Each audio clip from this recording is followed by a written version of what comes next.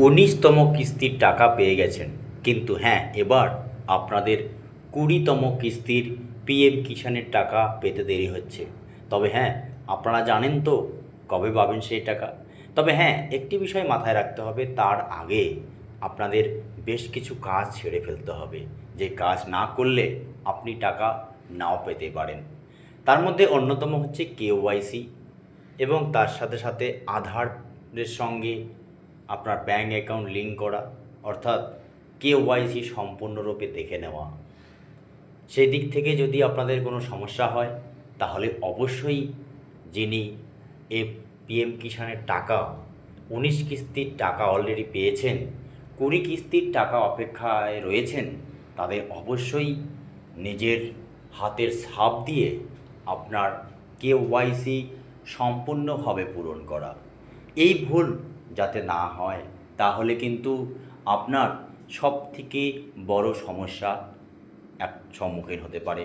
এক কথায় আপনি টাকা নাও পেতে পারেন।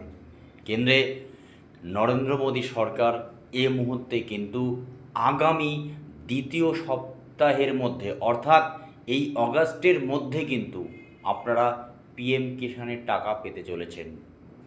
19 কিস্তিতে প্রায় 2 লক্ষ কোটি টাকা দেওয়া হয়ে গেছে।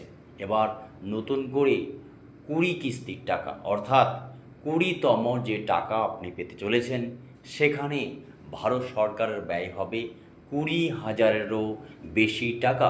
তবে হ্যাঁ, একটি বিষয় মাথায় রাখবেন, আজকেই যাবেন, দেরি না করে খুব তাড়াতাড়ি কেওয়াইসি, এবং আপনি দেখে নেবেন আধার কার্ডের সঙ্গে লিঙ্ক করা আছে কিনা। অর্থাৎ কেওয়াইসি যদি সম্পূর্ণরূপে না হয় আপনার ব্যাঙ্ক অ্যাকাউন্টের সাথে, তাহলে কিন্তু আপনারা সমস্যায় পড়বেন।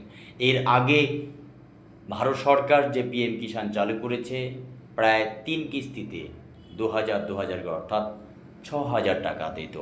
এবার সেই রীতিনীতি মেনে পিএম কিষাণের টাকা দেশের প্রধানমন্ত্রী এ সপ্তাহের মধ্যে সবার অ্যাকাউন্টে ঢুকে যাবে। আজ এ পর্যন্ত।